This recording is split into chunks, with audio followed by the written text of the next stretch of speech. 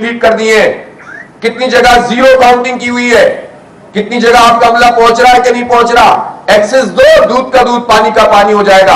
हम आपसे कोई गलत मुतालबा नहीं कर रहा है, नाजायज मुतालबा नहीं कर रहा है, हम आपसे अपना हक मांग रहे हैं। भाई इस दुनिया में हम रहते हैं जहां हर चीज आप एआई को इस्तेमाल कर रहे हैं, आर्टिफिशियल इंटेलिजेंस को, तो आपको सब चीजें मिल जाती हैं।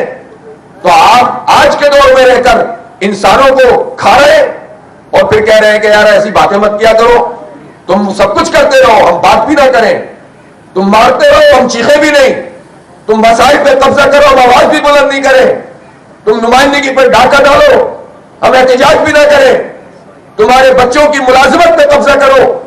सिंध में तो जो कोटा हमें विफाकी मुलाजमतों का मिला हुआ है, फर्दर यहां 60-40 का रेशो है, पहले ही कुछ नहीं मिलता और भी बर्बाद कर दो। ये तो नहीं चलेगा, आपकी मर्जी का निजाम नहीं चलेगा, आपको जवाब देना पड़ेगा। जरदारी साहब सबसे ज्यादा आपको देना पड़ेगा।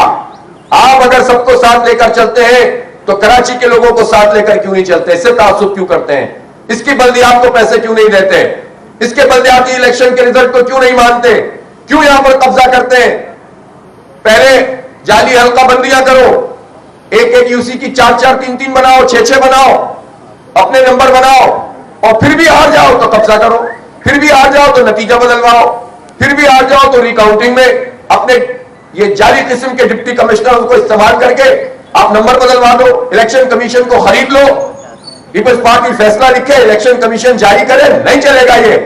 इसीलिए हमने हाई कोर्ट में इसको रोका है और इंशाअल्लाह एक एक वोट, एक एक सीट का भी तहफ्फुज करेंगे और एक एक काउंट का भी तहफ्फुज करेंगे जो कराची में रहते हैं। इसलिए ये लंबी जिद्दोजहद है, पहले कराची को तमाम तासुबात से बालातर होकर इस पर उठना पड़ेगा।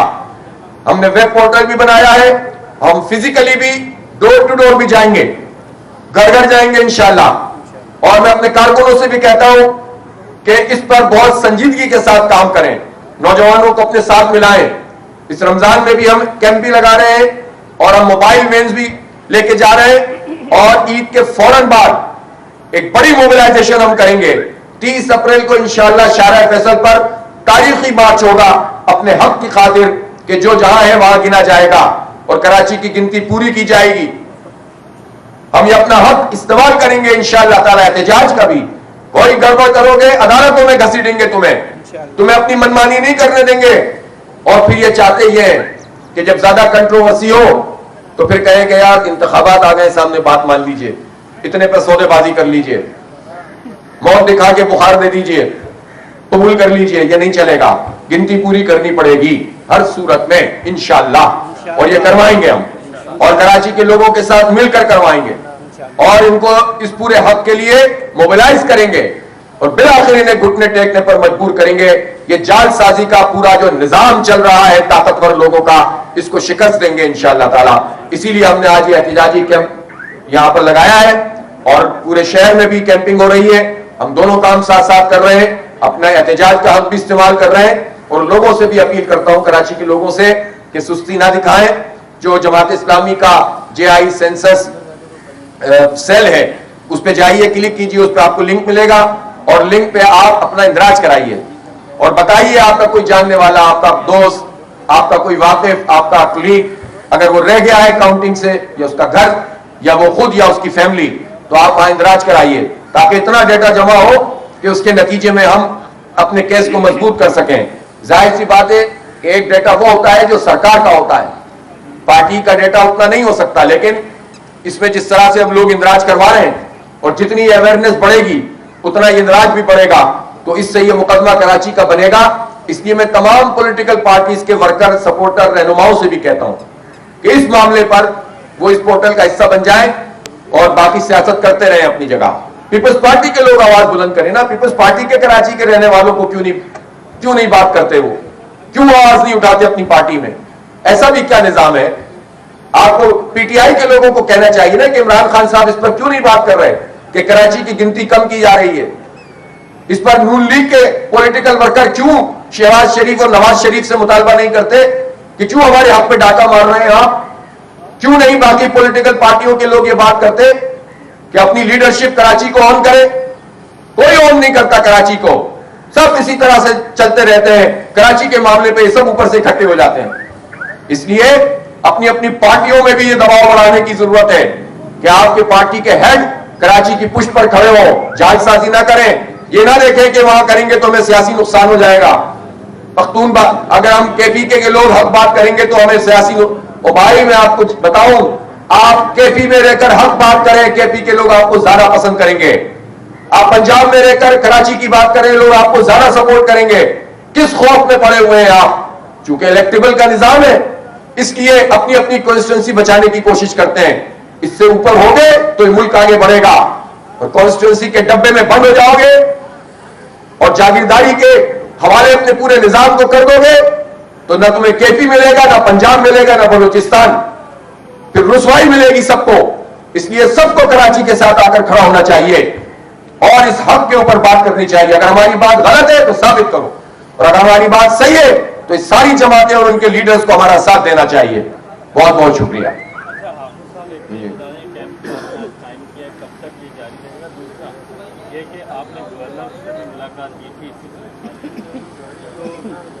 देखा है कि तकरीबन तमाम पार्टियां अगर देखें तो वो इस वतन के बारे में हमारे तहफ़्फ़ुज़ात का इज़हार कर रही हैं। तो आप क्यों नहीं बेहतर होता कि तमाम जो कराची के स्टेक होल्डर्स हैं वही जगह पर बैठ जाएँ, आप चले जाएँ, MQM के पास चले जाएँ, पीपल्स पार्टी के पास चले जाएँ और जाकर जो है इस इशू को सामने रखें।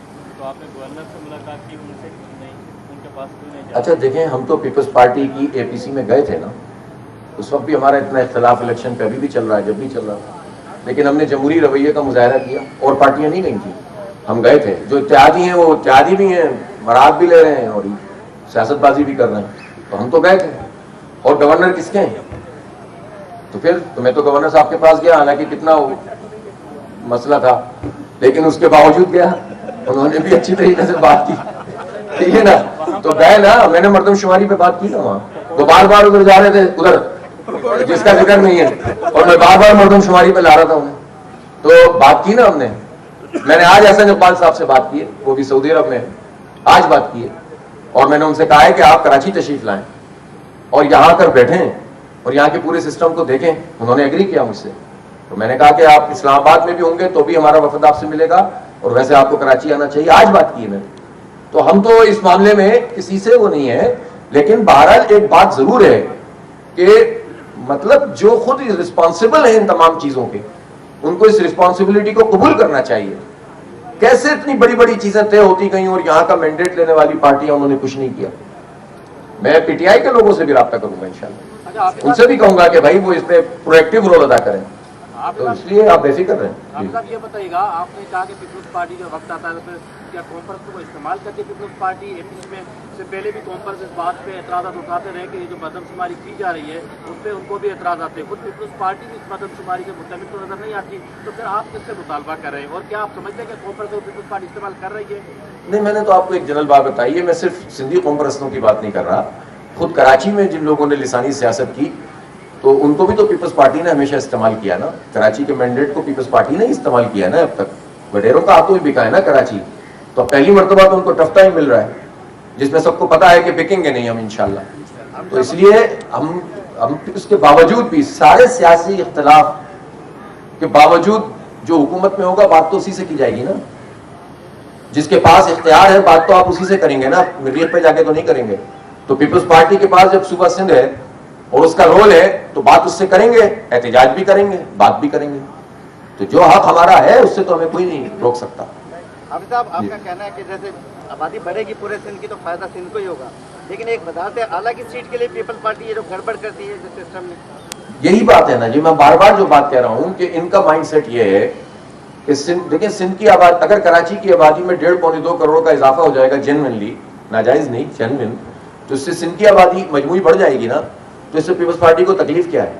लेकिन वो इसकी एक बड़ी तादाद को तो अंदरूनी सिंध में ज्यादा अकाउंट करके बैलेंस करते हैं और दूसरे इस रेशियो को बिगाड़ के ज्यादा वडेरों की सीटें बढ़ाना चाहते हैं।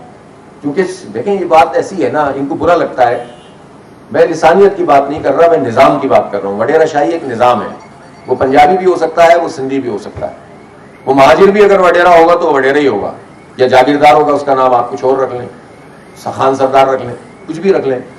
तो मैं उस माइंडसेट और निजाम की बात कर रहा हूं। अगर हमें सिंधियों से कोई प्रॉब्लम होती तो हम फ्लड में सबसे ज्यादा खिदमत क्यों करते अपने सिंधी भाइयों की, बहनों की? उनको पढ़ाते क्यों?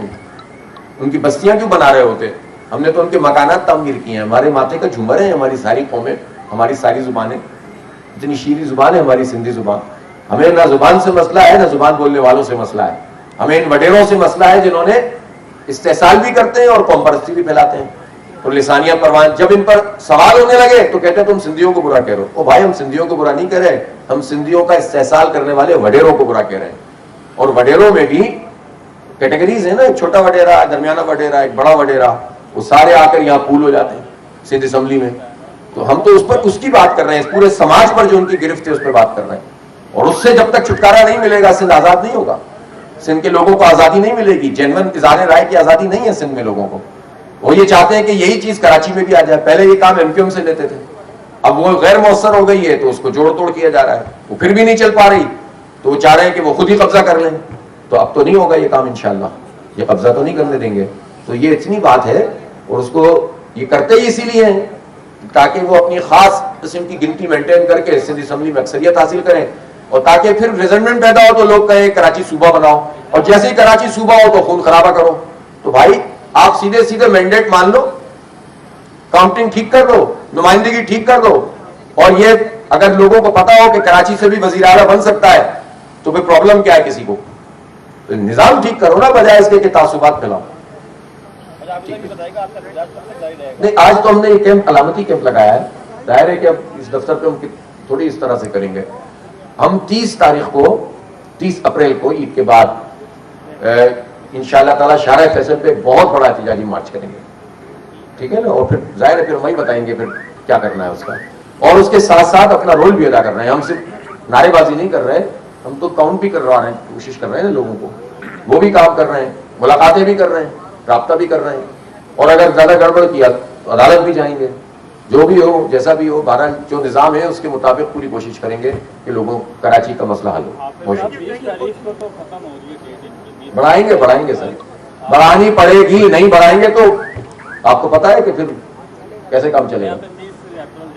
नहीं, वो तो एहतजाज की डेट है ना, ये बढ़ेगा इंशाल्लाह, ये बढ़ेगा। बहुत शुक्रिया जनाब, बहुत शुक्रिया। सब्सक्राइब करें DMG न्यूज़ और बेल आइकॉन दबाएं ताकि पहुंच सके हर खबर आप तक।